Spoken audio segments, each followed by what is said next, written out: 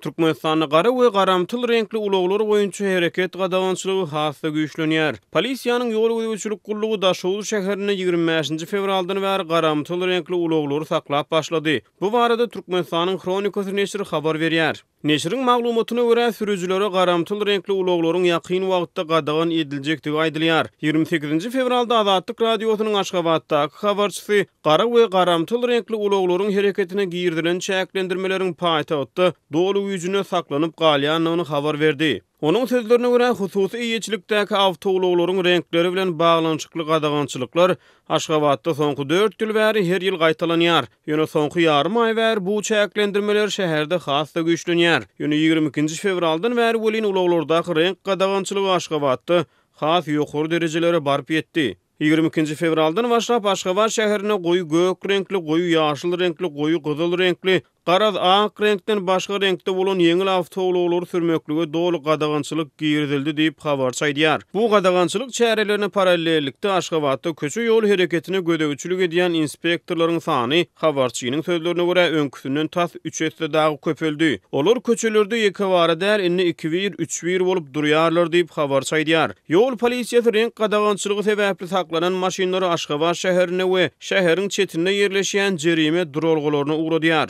Polisiýanyň ýol güýçlük gullugy gara ýa-da garamtyl renkli ulagy eger şäheriň merkezine ýa-da Günnögür bölegine saklasa, onda ol ulaglar parahat 4 we parahat 8 aralygyndaky awtoduralganyň günorta çetinäki jerime duralgalary, ulag şäheriň Günwatar ýa-da Demirgazyk bölegine saklansa, onda polisiýanyň köşüdäki jerime duralgasyna uğradylýar. Habarçynyň sözlerine görä bu jerime duralgalaryň her haýsysyna adyndan 1000 maşin goýmagy mümkinçilik bar. Aýdaly ýol güýçlük gullugy gara renkli ulagyň eýisini saklady.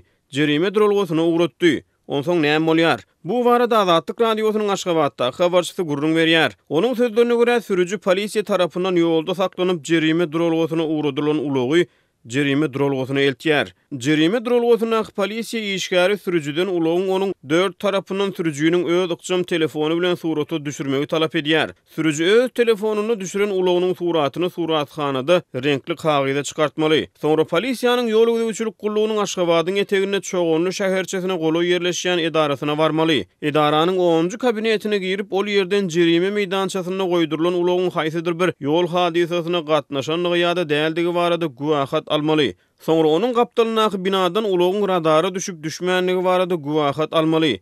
Eger radar jerimeler bar bolsa olar tölemeli. Soňra sürüji alan guwahatlaryny, suratlaryny hemde awtologyň gurotluk hatynyň göçürmesini alyp olary jerime duralgasyna eltmeli. Şol ýerdäki polisiýa işgäri dokumentleriň asyl nuskalarynyň tapşyrylanyny barada ýazgy edýär, hemde dokumentleri alyp galýar. Dokumentleriň göçürmesi sürüjä berilýär. Ýöne bu proses munyň bilen gutarmaýar. Ulag ýeti dokumentlerin göçürmelerini ýanyna alyp 3 günläp polisiýanyň ýol güýçlük gullugynyň köçe ýol hereketi baradaky sapaklaryna gatnaşýar. Soňra şol okuw sapaklaryna gatnaşanlygy barada guwahat almaly. Şol guwahat bilen baryp jerime duralgasynyň awtology izni almaly diýip habarçy gurrun berdi. Ol Aşgabatda hususy eýetçilikde gara renkli awtologlaryň tas düýbünden ýokdugyny, diňe gara renkli döwlet ulaglarynyň göze ilýändigini aýtdy.